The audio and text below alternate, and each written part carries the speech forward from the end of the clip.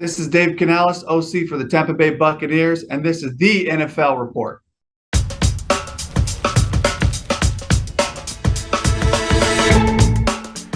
Welcome into the NFL Report. James Palmer, Rhett Lewis with you. We're going to have Dave Canales do another one of those because the title is incorrect, Rhett. Rhett is filling in for Steve Weich. We have a boatload of faces, Rhett, that we are going to get to, including Dante Hall, the human joystick, one of the most entertaining players to watch, Chiefs legend. We also have Omar Ruiz, Stacey Dales covering us for the NFC side of things. Baldy will be with us as well for Baldy's favorite films. I'm so glad you joined us on a show where there's so little to talk about. Yeah, I mean, that's why you had to bring me in, right? As the content specialist, as the conversationalist here. That's why I'm here.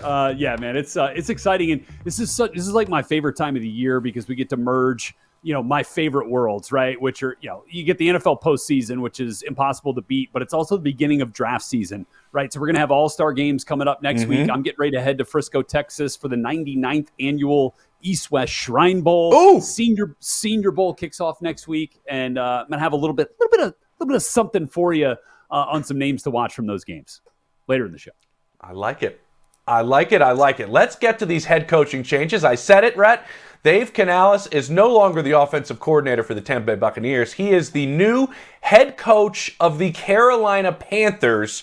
When this hire happened, just a little bit before we started this show, what was the first thing that went through your mind, Rhett?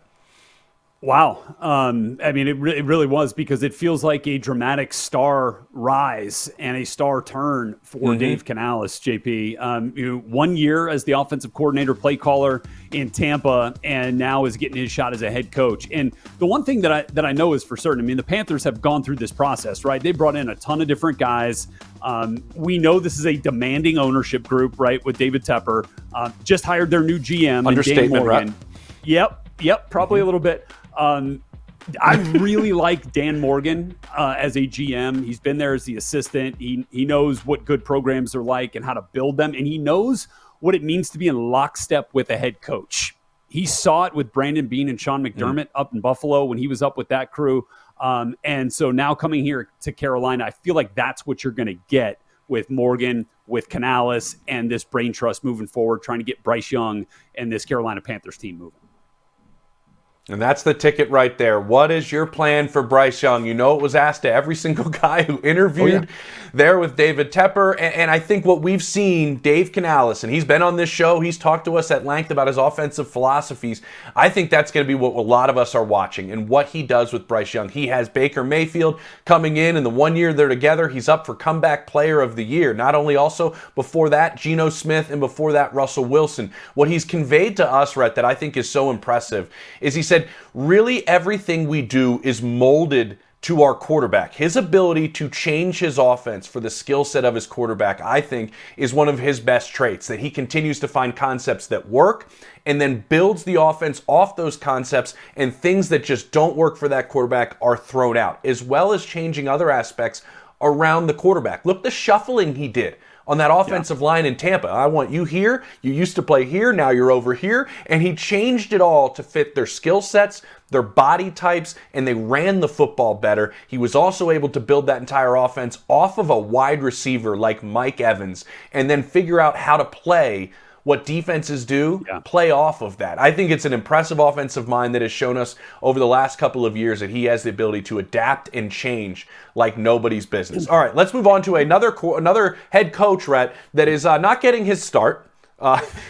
He is old hat at this game, coming off of a national championship. It is Jim Harbaugh going to the Chargers. He is back in the NFL, going to the place where, he just couldn't get a Lombardi trophy in college. It was always the thing that was driving him. Yeah. He lands with the Chargers. What will we see differently in Los Angeles now?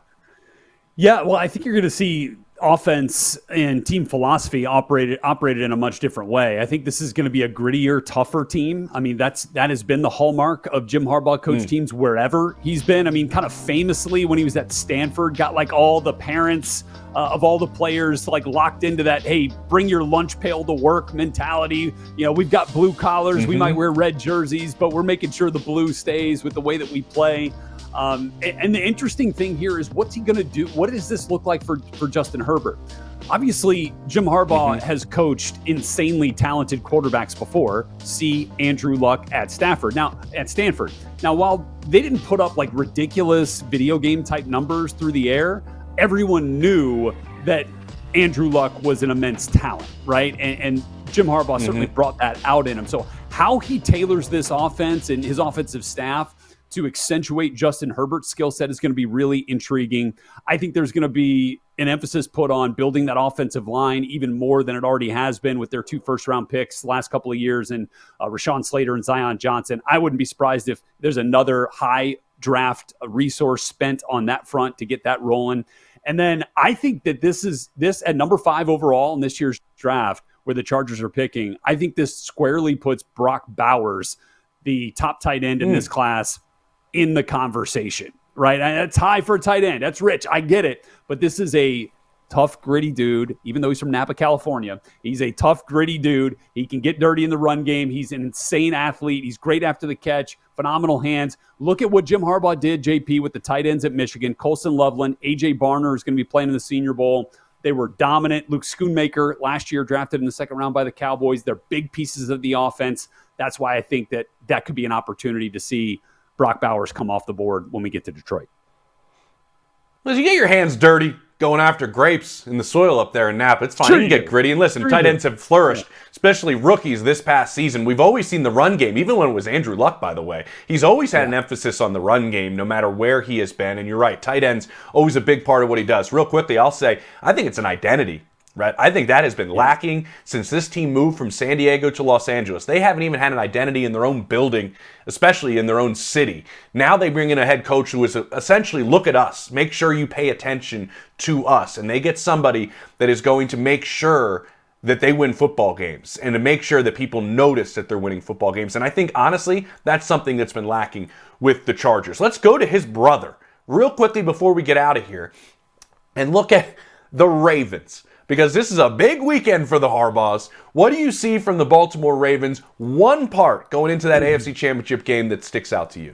Yeah, one thing that really sticks out to me is the way they've utilized the tight ends this year. And obviously, Mark Andrews, when you got an all-pro type in Mark Andrews, that's easy to do and easy to say. Like, yeah, we want to get Mark Andrews to football. Well, he's been out, right, for a couple months now with the injury, although it sounds like he is on his way back. Again, fully participating in practice this week there, James. But Isaiah Likely has been tremendous as a target for Lamar Jackson, especially in Mark Andrews' absence. And it's stuff, you talk to people around the Ravens, and I saw it this summer spending some time with them. Like, they always knew that this is who Isaiah Likely was. We saw it in flashes his rookie year too. He's now just getting those opportunities, right, with Mark Andrews gone. So I imagine even if Mark comes back, they're going to find ways to accentuate what Isaiah Likely can bring to this team. Saw him get into the end zone, a week ago. And basically, I think he's been really well developed, both having a stud like Mark Andrews there. His tight ends coach, George Godsey, is kind of underrated in NFL circles. I think he does a great job getting those guys together. And I'm just hoping that they can get a dance club scene going in that locker room afterward so we can see an encore from George Godsey. We need more of it, right?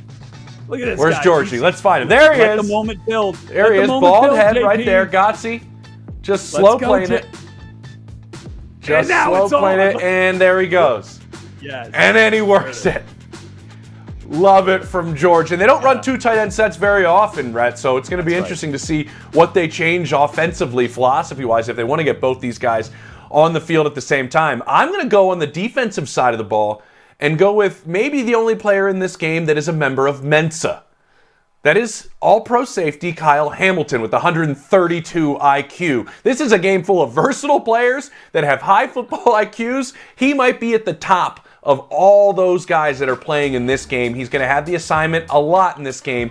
They're going to throw different things at Travis Kelce, but he's going to have the assignment quite a bit, and what he does against the future Hall of Famer is going to be just one of the things that he does to impact this game. He can rush the quarterback like an edge rusher. He can play the safety spot. He can cover deep. He can tackle like a linebacker. He can play about 5 different positions for this defense. One of the most versatile, talented players in the NFL, and he missed 2 games this year. I know it's a small sample size, Rhett. This defense, arguably the best in all of football. The 2 games he missed, statistically, those were 2 of the worst performances we saw from a defense this season. And that's just without one player, and that's the Mensa member in Kyle Hamilton.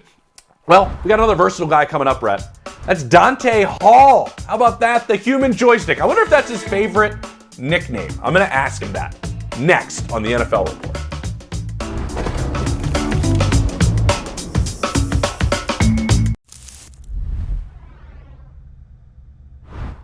He's going to be the MVP for a reason. I mean, he goes out there, he leads his team, he scores, he runs, he throws, he does whatever it takes to win, and that's what the greats do. And like I said, it'll be a great challenge for our defense, but also a great challenge for our offense going against their defense. So it's going to take a full team effort if we want to find a way to get a win. He's a great quarterback.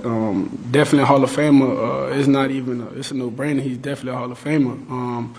But it's just, I believe it's just two greats, up-and-coming greats, just going toe-to-toe, like a heavyweight fight, heavyweight matchup. That's just what I see. Welcome back to the NFL Report. James Palmer, Rhett Lewis with you. And if you're going to have a heavyweight fight, I need more trash talk. Maybe Dante Hall, the Chiefs great, can bring some of that trash talk into this. Listen, there are too many compliments, Dante. I'm not going to lie. Too many compliments between those two great players as we're heading into this AFC Championship game. I appreciate you joining us, and I have to get this out of the way first before we continue. What is your favorite nickname for you? Because you have a lot of them. My favorite is the human joystick. Yes. And the reason Yes. being, Gotta be. it's just a great name, right? And before I picked up the game of golf, I was an avid gamer. So at the time that Mitch Holtis gave me that moniker, I was like knee-deep playing video games 9 hours a day. And it also fits my playing style. So it just works perfectly. I agree. I think that's. I mean, it was terrific because it was organic too, and Mitch is one of the best in the business, obviously in the radio play-by-play world here in the NFL, and so hearing him call some of your touchdowns was a childhood memory of mine. I love it, and you had the opportunity to not only do it on some great regular season teams with the Chiefs, but you guys got into the postseason too, where we're sitting here now, on the verge of the Super Bowl now for the Chiefs, a familiar spot for them. But like I go back to that 04 game, and I know you don't want to get into the result of that game against the Colts, but you went off. They call that the no punt game. That's right. Yeah. See, and I kind of believe that we could see something like that this week with Patrick Mahomes and Lamar Jackson, the way these two, the defenses I are much better. I disagree. I think you got the number one defense and the Ravens. You got the number 3 defense and Chiefs. I don't think you're going to see a no punt game in this particular. I understand why you're going that because of the dynamics of each quarterback. With these defenses, when we played in that 04 game, I think our defense was ranked like 30th. And the you had to the score. coach somewhere close by. So no, I don't think we're going to see that this Sunday. So, but I wanted to ask you that too because of the your performance in that game was incredible. Obviously, you had the kick return touchdown, you had the receiving touchdown, so you know what it feels like to make those big plays in those big moments. And just hearing these two quarterbacks talk about the plays that they want to make and the respect they have for each other. What was that feeling like to know the impact you had on a game at that stage? I'm going to be honest with you. Even though I had a great individual performance, I truly felt that year we had a team that could make it all the way to the Super Bowl. We just had to win 2 games at Arrowhead. We started the season 10-0. So it was very disappointing to not only lose the game, but lose the game in a fashion that we lost it. Peyton Manning comes in and scores 38 points in the Arrowhead. Like, that just cannot happen. So even though I had a great game, I did not feel any type of happiness whatsoever after that loss. Dante, we know you're still a Chiefs fan. We saw you were throwing on a Chiefs hat, before we got started. Is there any part of you that sits here and looks at the mind that Andy Reid has, and you didn't have him as a head coach, and the playmaking ability Patrick Mahomes has at the quarterback spot, and if I would have just played a little later, if I could have been with these two, how could they have used the talents that I bring to a football field? Did that ever cross your mind? every single Sunday that crosses my mind. Watching these guys. And I'll never forget the first time I went on the road to watch this Andy Reid Chiefs offense was in Jacksonville's home opener in Jacksonville. I'm sorry, the season opener. And I remember from the stands watching a play develop. Like, it's different when you're watching on TV. I'm at the game and I'm seeing a guy run over and then up. I had never seen that concept before. And at that moment, I thought to myself, wow, I wish I was Tyreek Hill right now. I really do. Yeah. And Dante, you know, in the post Tyreek Hill era for the Chiefs, I think we've seen some evolution with this offense, right? And the way they want to attack defenses and the way Andy Reid has schemed things up in the evolution of the run game too with Isaiah Pacheco. Like what has impressed you most about the way that they're trying to find ways and different ways to find success attacking defenses and winning games? Just hit it on the head. I've been impressed by them basically suppressing their ego, realizing the cards that they have in their hands and playing those cards perfectly. Last week, you saw a lot more 2-3 tight end sets, a lot more emphasis on the run game. It just showed me that these guys understand how to win, know how to win. And it doesn't matter if it's dink and dunks or if it's bombs over Baghdad. It does not matter. Like, they're going to find a way to win. They're going to use the pieces that they have. And I think that's a testament to a great coordinating and also great head coaching. And the staff, in terms of developing players, Dante, you mentioned dink and dunk. The teams have taken away a lot of the deep stuff, and you see these underneath crossing routes where you see a guy like Rashee Rice, a rookie, kind of be able to kind of work his way across the field, find some of those voids in defenses, and then make plays with the ball once it gets in his hands after he makes the catch. What have you seen from the rookie receiver that kind of has just really just grown and grown himself and as a role in this offense? Yeah, I remember early on, as far as back as the preseason, he had a case of the drops. So the fact that he was able to get over the drop seas, I think I've seen maybe 1 or 2 drops in this latter part of the season. So he's continued to get better and grow. And that's all you can ask from a young guy, right? Just don't continue making the same mistakes. He's eliminated that, drop passes. And it seems like to me that he has an understanding more of the offense because they are incorporating him more in the offense. I think early on, he wasn't able to get this much playing time because he didn't have a grasp on the playbook. He didn't have the trust in Andy Reid and Patrick Mahomes. But that all seems to have gotten better and developed nicely at the right time. Yeah. And Dante, I think, you know, in terms of your personal story, we obviously came to know you for your skills in the return game, but I felt like the further along you got in your career, we started to see the nuances of your game as a total package wide receiver, you know, as well on the offensive side of the ball. And looking at that to follow up on Rashee Rice, like, what were some of the nuances of the position that you picked up along the way that allowed you to become a bigger focal point for the offense, not just in the return game? Whereas we're kind of seeing some of that same stuff within this season in terms of Rashee Rice's arc as a wide receiver from start to where we're at now. So, like, what are some of the things that facilitate that improvement from a wide receiver? So it's like when you first come into the league, right, your brain is already moving 100 miles per hour. So your body intends to do what your brain is doing. Once you learn concepts, where to be, when to be there, landmarks, things like that. So one of the biggest nuances that Coach Charlie Joyner, a Hall of Famer, I was very fortunate to have him. He will always tell me, be fast, but don't hurry. And it took me 2 years to figure out what the hell that meant. Be fast, but don't hurry.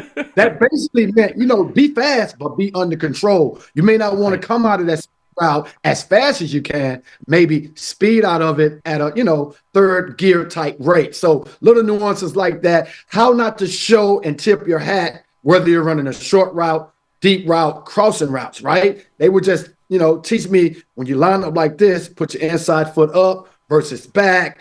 Don't look where you're going. And then one of the other nuances was obviously just learning how to route run. And I had one of the greatest guys on my team at that time, Johnny Morton from USC. Yes. Go out with his route in Detroit and with them. So a combination of all of these guys kind of helped me within the nuances of using my speed and my quickness. I'm looking at different players in this game, Dante, and I'm looking at guys that are just so hard to tackle. Zay Flowers is that type of player. He's just hard to get your hands on. Lamar is that type of player. But Patrick's that type of player too, where just the way he moves on a field, it is hard to tackle him. You were impossible to tackle. So what makes a player hard to tackle in your mind? Because we have a couple of them that do it different ways in this game. Well, for guys like myself, Zay Flowers, we just are given a God ability to get in and out of breaks that just bigger guys can't do. Like we can't do some of the things big guys can do. They can't do what we can do. But you talk about a guy like Lamar, who's 6'2", 6'3", able to move like a little guy, and then you take Patrick Mahomes, who's a little more girthier, not as fast, but he's very savvy with his no looks, ball fakes, little things like that, right? I look at him like a Steph Curry. Steph Curry is not Allen Iverson quick, but he's very savvy with his mechanics as far as head movement and things like that. So it's more ways to skin a cat. You know what I mean? That's right. That's right. And man, nobody's done it as good as you've done it. I mean, like one of the best, very best in the business in terms of the return game and the impact you can have on a game, making big plays. And certainly hope we see some of those in this game between the Chiefs and Ravens on Sunday. Dante, this has been a blast, man. Thanks so much for being a part of the NFL Report today, man. Really, this should have been the whole show, Rhett. That's it. Yeah. We could have just been done. That's great. I love touching what you guys do, so I'll come back on anytime. Appreciate it, guys. Man. Love Dante it. I'm holding you to that. With us here on the NFL Report. Still to come on this episode of the NFL Report. Well, you love what the messaging that Dan Campbell brings to the Lions, but what's the tangible effect of it? Stacey Dales is going to tell us, and how do the 49ers deal with it? That's Omar Ruiz's department when we come back.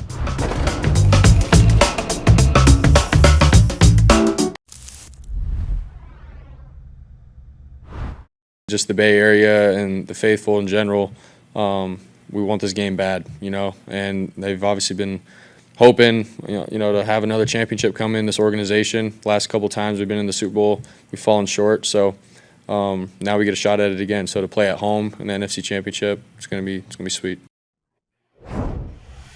Yeah, what a difference a year makes, right? Brock Purdy back in the NFC Championship game as he gets set to have his 49ers host the Detroit Lions. Welcoming you back to NFL Report here. Rhett Lewis in for Steve Weitz today. Of course, James Palmer with us as well. And we get to say hello to our friends Stacey Dales and Omar Ruiz here. Stacey's been covering the Lions for us this week, and Omar is in Santa Clara right now, which is where we will play this championship game in the NFC on Sunday.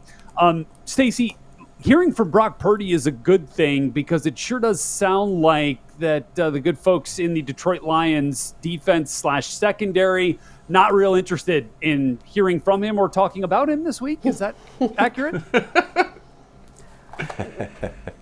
Rhett, if they're talking anything about him, it's a whole lot of smack. I mean, I was in the locker room for Championship Wednesday and tried to go up and get a little juice out of CJ Gardner-Johnson, and we couldn't. He didn't want anything to do with Brock Purdy talk or really anything to do with us media members.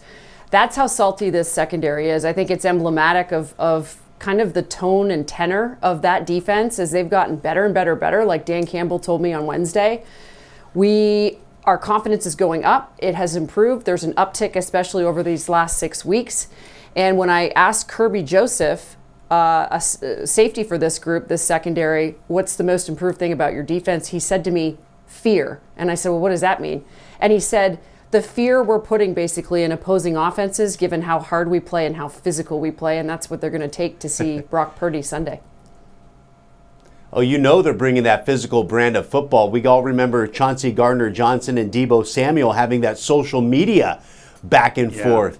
Speaking of Deebo Samuel, limited in practice today, certainly trending in the right direction. When we were out there yesterday in the limited role that he had officially listed as a non-participant, but while they were stretching, he was running up and down the practice field, carrying the football in his hand. And it almost seemed like he was really exaggerating his arm pumps to really test the mobility of that shoulder. And it didn't look like he had any discomfort. So when you go from DMP Wednesday to limited Thursday, and it looks like he can run and carry the football full speed. If nothing else, he looks like he could be a decoy on Sunday and be able to play. Obviously, time will tell the rest of the week. The 49ers have a more physical practice on Thursday, a little more intensity, and then, of course, there's Friday to watch. So, we'll continue to monitor the Deebo situation, but what an impact he has when he is in the lineup.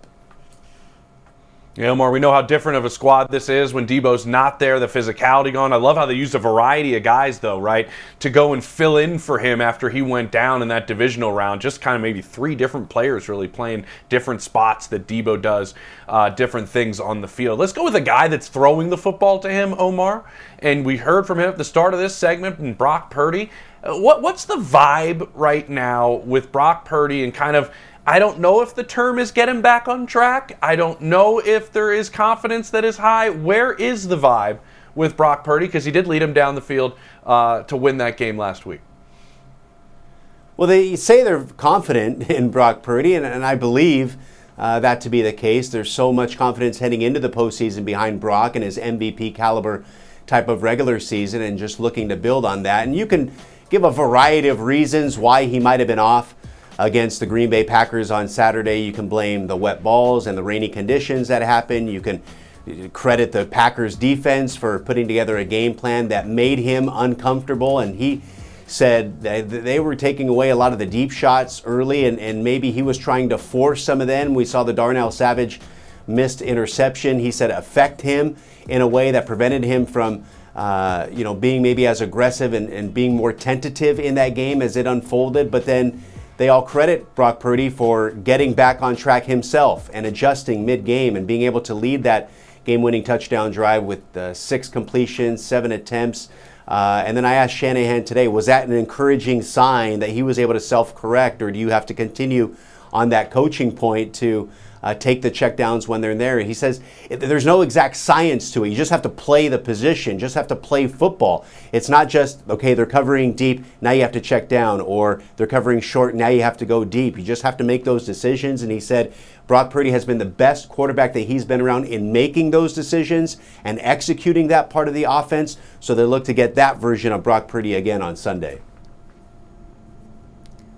Omar, I mentioned that the secondary doesn't really want to talk about Brock Purdy, but there are a couple guys that did give me some stuff on him. And I was having a conversation at the Lions facility, and we were talking about this whole Mr. Irrelevant term. Like, the only word they're using to describe Brock Purdy in Detroit as they prepare for him is Mr. Relevant.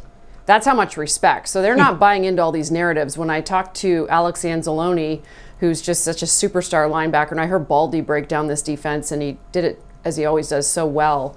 But that guy's everywhere. And he said, basically to me, we're not buying into the narrative that this guy can't make big throws. He gets the ball in space. We know what he does well. When he gets the ball in space, he's extremely efficient, and those receivers are so good, perhaps best in the NFL with those yaks, those yards after catch. And when I had Kittle, as we watch him here, a few weeks ago against the Eagles, he said our bread and butter is yaks. I mean, that's where we make a fortune on those.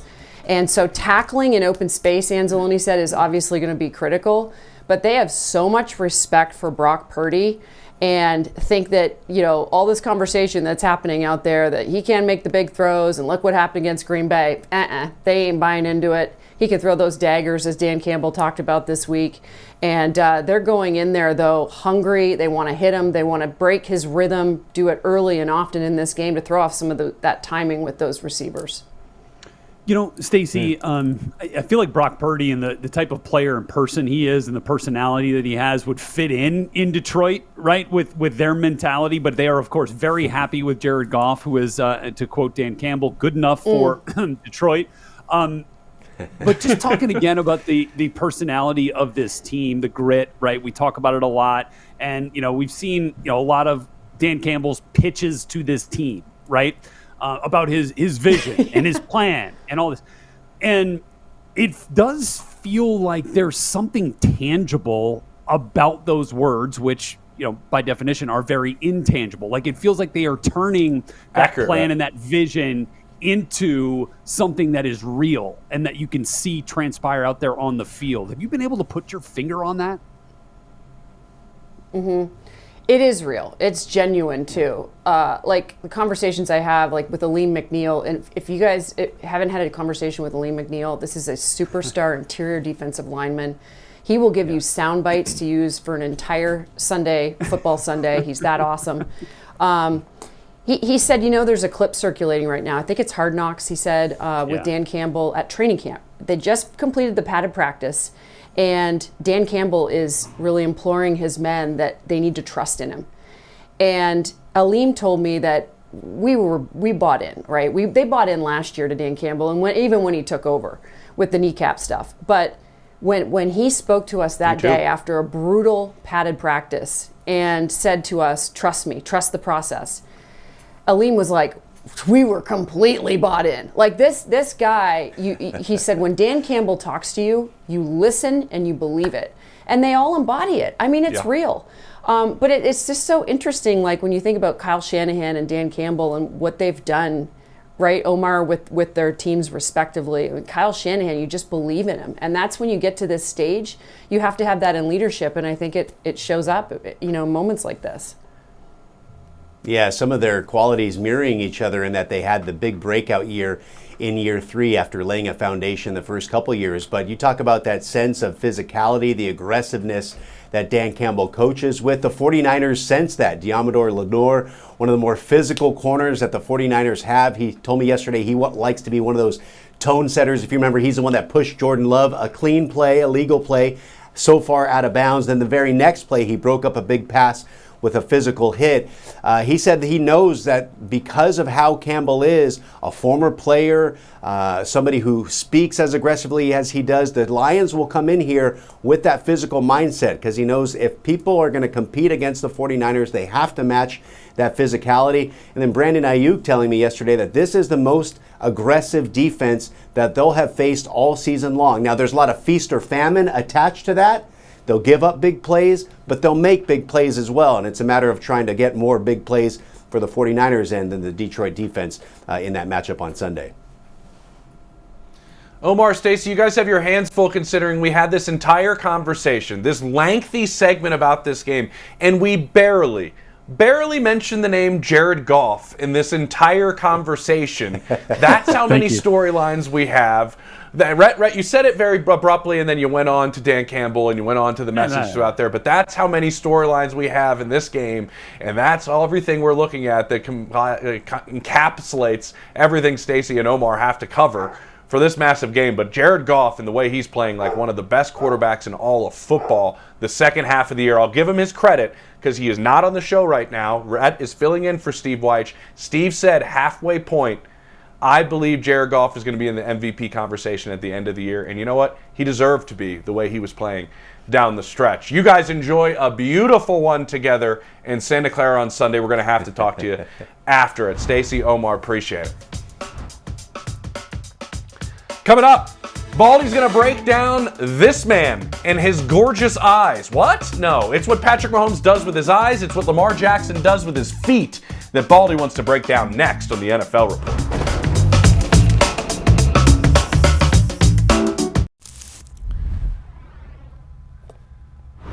Welcome back to the NFL Report. James Palmer, Rhett Lewis with you. I have my popcorn. That means it's Baldy's favorite films. Brian Baldinger joins us. Baldy, let's cut right to it because we got 10 minutes to break down the two biggest games of the season.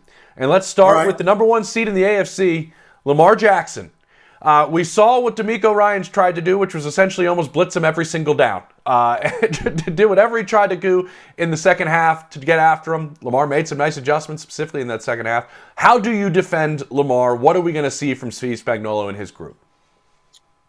Well, we'll see something different for sure. But, just to go back to Houston in that game, because he was flawless in the second half. But, the big thing was they had an answer for the blitz, James. They knew where to go with it. He knew where his hot reads was. One time he backed up and hit Zay Flowers for a first down. I mean, that throw right there against Christian Harris, blitzing right up the middle at him. He found the hot read. And then, look, right here, if you don't account for him, like this is a designed quarterback draw right there. They just ran, a route. You run quarterback keeper until it's not a keeper anymore, and then you flip it to likely for the touchdown. I mean, a lot of these are deceptives. Here comes a blitz. Jalen Petrie right there. They hit Zay Flowers right there, right behind it. Every time they had an answer, he ran the quarterback keeper right there on 4th and 1. Right here is a touchdown run, get behind Stanley. He had an answer for everything that he did. Now, Spags will be a little bit different. He'll disguise their blitzes, I think, better. I think they'll blitz more off the edge than what we saw Houston do. So it'll be different. But at the same time, I got to see if they can knock Lamar off his stride, because Houston couldn't do it, especially in that second half. Yeah, and on the flip side, while we're on the subject of answers, finding answers against Patrick Mahomes has been very difficult over the course of the last 5+ years, Brian Baldinger, for opposing defenses trying to deal with number 15 for the Kansas City Chiefs. And of course, that'll be the case for Mike McDonald and this Ravens defense this week. But the one thing that they can't really do a whole lot about is stopping Patrick Mahomes from identifying where he wants to go with the ball as quickly as he does. It's like, it doesn't matter what you're trying to do. He knows where he wants to go and how he wants to get it there, Baldy.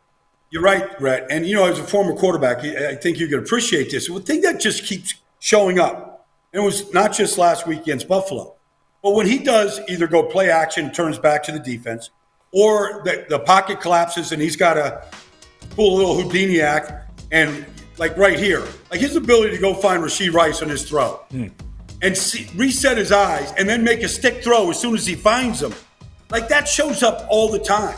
And so like this throw, that 7 cut right there, Rhett, they must run that play that in pregame warm-up 15 times. Anybody that's watched Kansas City warm-up, they run that same 7 cut. Here it is right here. They run that 7 cut over and over again. They all line up. So it's just what they practice like all the time. And then, okay, but that's how you have to throw it. You have to throw it with that kind of timing into a spot against a defense that basically plays matchup zone and takes those away. Baldy, when we jump over to the other game and we look at what Ben Johnson has been doing with, I think any offensive coordinator would like that group of skill guys, specifically when they're lining up surrounding an offensive line like they have in Detroit.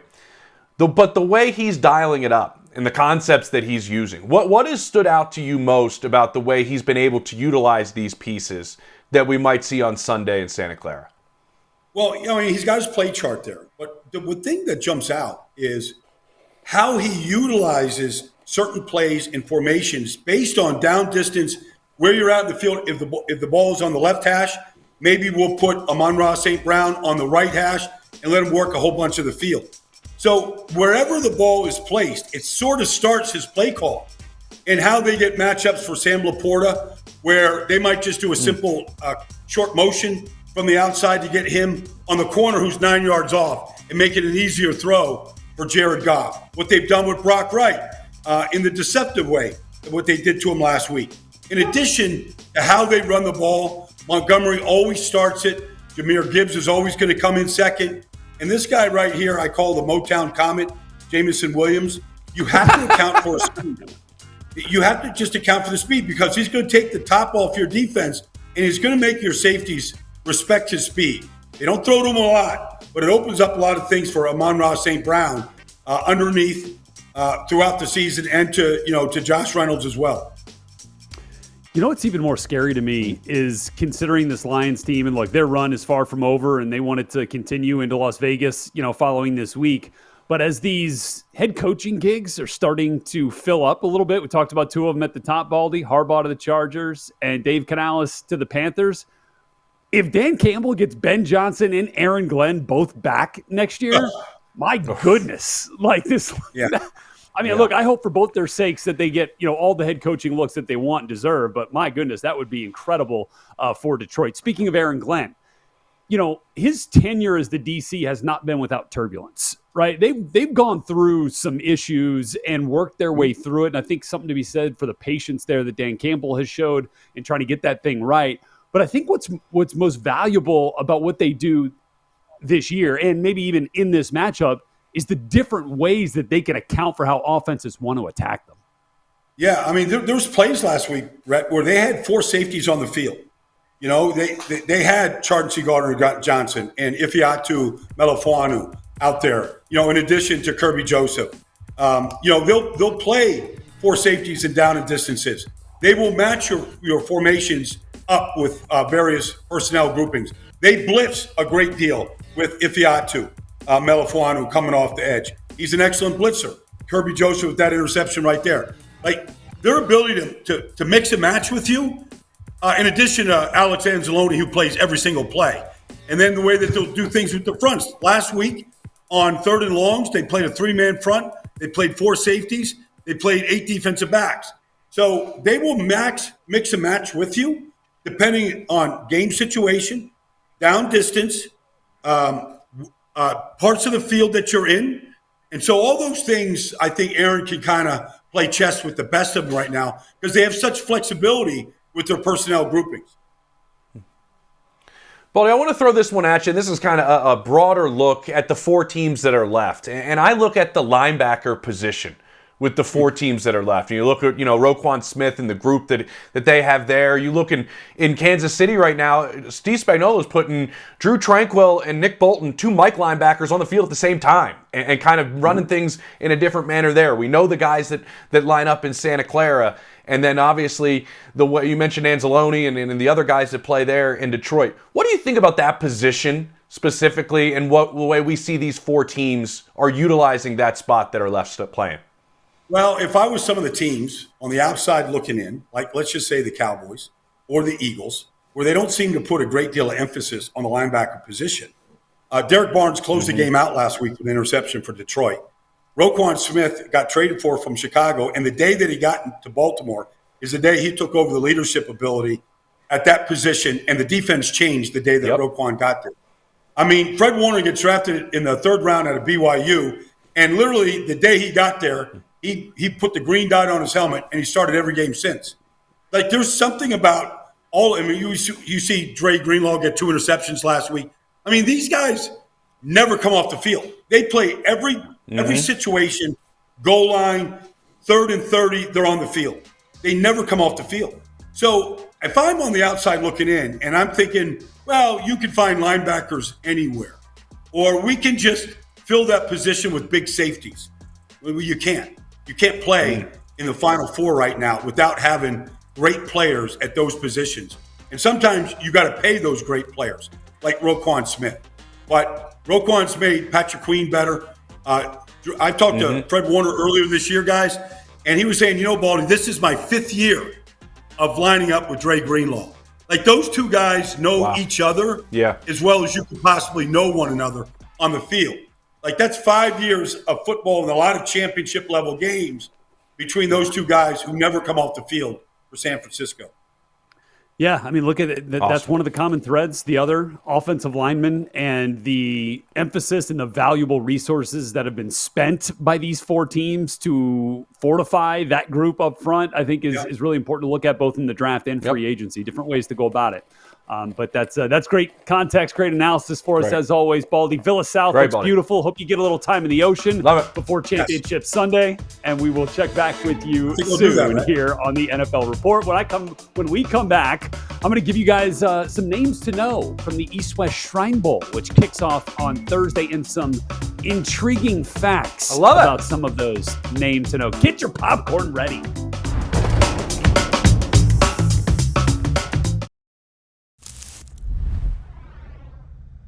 So why am I holding an East-West Shrine Bowl 89 Steve Smith jersey is because, sir, what does that say right there? You are going into the East-West Shrine Bowl Hall of Fame before the game, again, February 1st, 8 p.m. on NFL Network. Congratulations to you, my friend.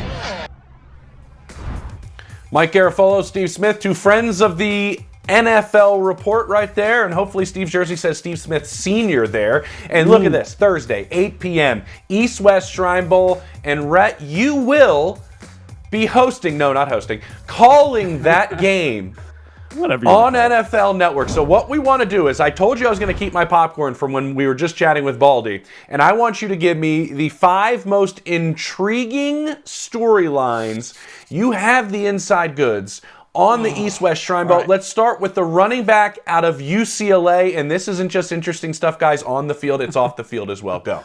Yes, thank you, James. Transferred from Ball State, where he rushed for over 1,500 yards and 14 touchdowns in the 2022 season. Spent this last year almost 1,000 yards at UCLA. But you're going to love him because of his pet, which is a Carson 5-foot Steele's pet alligator named Crocky J.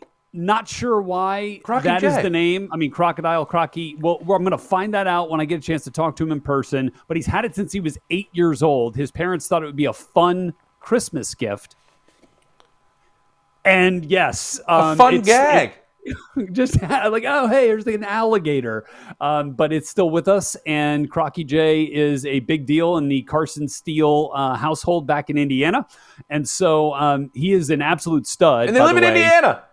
Yes, he's an absolute stud. They don't even live in the Everglades or anything like that. His nicknames are Thor and Fabio. Fabio because of his hair, Thor because he could lift the entire weight room. Like, he is an absolute stud of a human being. Can't wait to talk to him. Can't wait to see him on the broadcast Thursday night. Love it. How about 7 QBs you're going to have there? And we got plenty of experience with these guys too, Rhett. Yes, and every single one of those 7 quarterbacks, from Devin Leary to Jordan Travis to Talia Tungavailoa and everywhere in between, have played at more than one school.